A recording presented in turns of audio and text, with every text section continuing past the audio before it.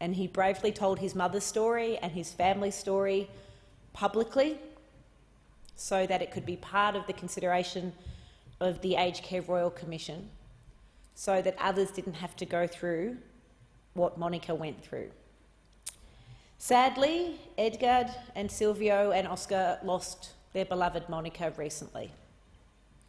But her legacy lives on, and this bill is proof of that, because this legislation does prevent the overuse of restraints and restrictive practices in aged care, except for the most extreme cases and only as a last resort.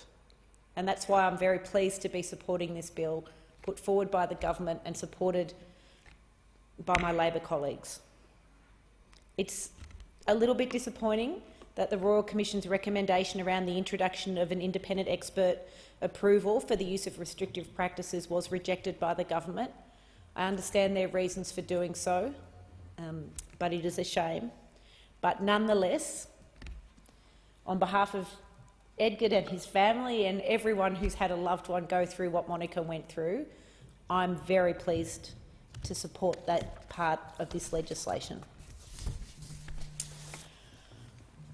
But we all know that there are a lot more problems in the aged care sector. And some of them stem from underfunding, some of them stem from practices that are more about profit than are about care, and some of them stem from systemic undervaluing and lack of support of the workforce. I recently wrote to my entire community proposing that together we should fix the aged care system, because aged care affects us, our parents, our grandparents, our friends and our community. And more than half of all Australian women and about a third of Australian men will end up in residential aged care. And sadly, we know that it is the case that over the last 8 long years, Australians and their families have suffered through an aged care system which has been in crisis. And this crisis was born significantly from budget cuts and from prioritising competition without regulation. We all know that there was a Royal Commission with an interim report that was titled Neglect. We've all heard about the maggots in wounds and that 2/3 of aged care residents have been malnourished or at risk of being malnourished. There are key recommendations of the Royal Commission that have not been accepted by the Morrison government, and I am deeply disappointed by that on behalf of my community, particularly the failure to accept that a registered nurse should be on duty at all times, to increase the wages of nurses and carers, and to implement a comprehensive workforce plan, because the truly amazing and dedicated people that work in aged care are the soul of that system, and we must value them more. And of course, as many of my colleagues have said, the bungled vaccine rollout put residents and community at risk, and in Victoria we saw the tragic consequences of that and the tragedy of COVID escaping quarantine for so many individuals and families last year. So we do need to fix aged care. We do need to have minimum staffing levels. We do need to have greater transparency about the use of taxpayer funds, and we do need to ensure that all residents and staff get the vaccine urgently. As I said in the letter I sent to my community recently, let's fix aged care once and for all. And I asked my community to fill in a survey. And I'll just give this chamber, this parliament, a small flavour of some of the comments that have already come back. And this survey, I think, has been in letterboxes for not much more than 24 hours.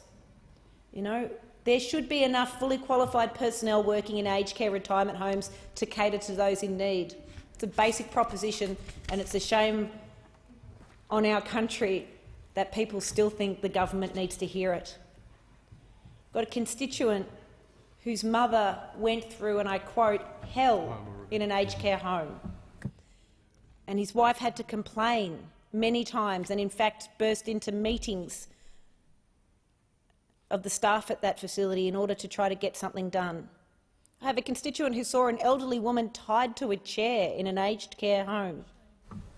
I have a constituent who has worked in aged care for 20 years and is concerned about the lack of referrals to Dementia Support Australia from aged care facilities in my community. We know that dementia is the #1 killer of women in Australia and the #2 killer of people overall.